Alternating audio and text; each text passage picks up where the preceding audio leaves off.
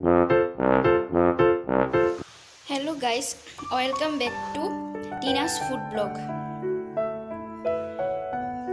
ভিডিওর প্রথমে আজকে সকলকে জানাই নববর্ষের বুকভরা ভালোবাসা এবং আন্তরিক প্রীতি ও শুভেচ্ছা। ভিডিও শুরুতে সকলের মঙ্গল কামনা করে আজকে এই ভিডিওটি আমি শুরু করছি। Hello guys, welcome back to my channel. আজকে আমি তোমাদের সাথে শেয়ার করব নিরামিষ আলু পনিরের তরকারি।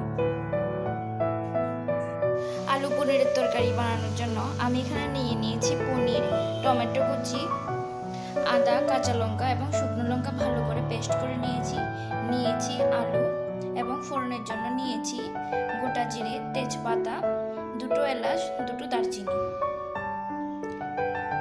আর লাগবে জিরে, আর লাগবে নুন, হলুদ, গুঁড়ো লঙ্কা। পনিরে লবণ হলুদ মাখিয়ে নিলাম, এবার ভেজে নেব। পনির ভেজে নেওয়া হলো, এবার আলু ভেজে নিচ্ছি। আলু ভাজা হয়ে গেছে, কড়াই তেল গরম হয়ে গেছে, কড়াই দিয়ে দিচ্ছি ফোড়ন, দিয়ে দিলাম আদা, কাঁচা লঙ্কা, শুকনো লঙ্কা বাটা, দিয়ে দিলাম টমেটো কুচি, লবণ আর হলুদ দিয়ে দিলাম। এবার নাড়িয়ে নেব। এবার দিয়ে দেব জিরে আর ধনের গুঁড়ো। এবার মিক্সড করে নিচ্ছি। মশলা সুন্দর করে কষে গেছে, এবার দিয়ে দিচ্ছি আলু। আলু দিয়ে দেওয়া হলো, এবার এটাকে সুন্দর করে মিশিয়ে নিচ্ছি। মশলার সাথে আলু সুন্দর করে মিশিয়ে নিলাম, এবার এটাকে ঢাকা দিয়ে সিদ্ধ হতে দেব। মশলার সাথে পনির সুন্দরভাবে মিশে গেছে, এবার এতে জল দিয়ে দেব। ঝোল ফুটে গেছে, এবার এতে পনির দিয়ে দিচ্ছি।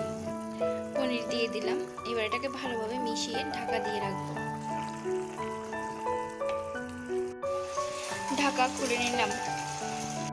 পনিরের তরকারি হয়ে গেছে, আলুগুলিও সুন্দর সিদ্ধ হয়ে গেছে।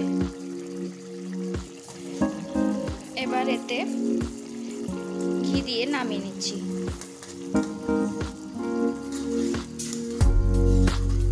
এই তরকারিতে বেশি গ্রেভি থাকবে না।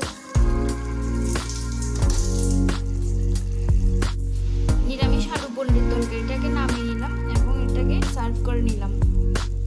এভাবে আমার রেসিপি ফলো করে বাড়িতে ট্রাই করবে নিরামিষ আলু পনিরের তরকারি।